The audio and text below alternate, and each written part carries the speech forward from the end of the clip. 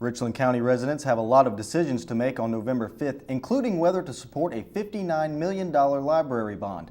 The bond will increase property taxes. It will also pay for the expansion of library branches. Ashley Denny has more on why the library is worried about this bond passing. The Marion County Sheriff started an internal investigation after a deputy reportedly racially profiled two vacationing actors.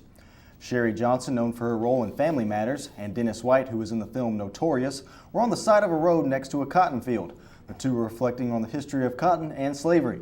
That's when a deputy pulled up and said Johnson had a warrant for her arrest, handcuffed them both, and searched their car. Nothing was found. The sheriff has released a statement saying that racial profiling is strictly prohibited by his department.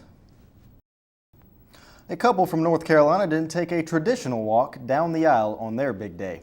Instead, they ziplined. Take a look. They took advantage of the zipline course at their venue and ziplined to the altar.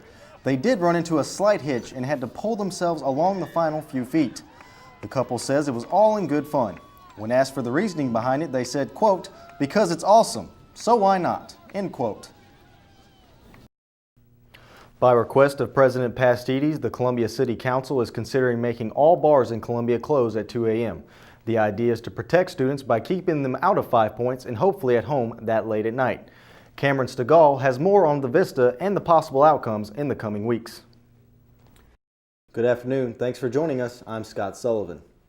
The library in 5 Points is facing some difficult weeks as the owner fights to keep his bar open.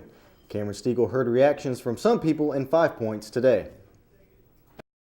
The state fair may have ended here in Columbia, but down in the low country, the Coastal Carolina Fair has just begun. This past year, the state fair had to enforce new rules in response to acts of violence. Carlene Bragg went to Latson to see if rules were modified at the Coastal Carolina Fair as well.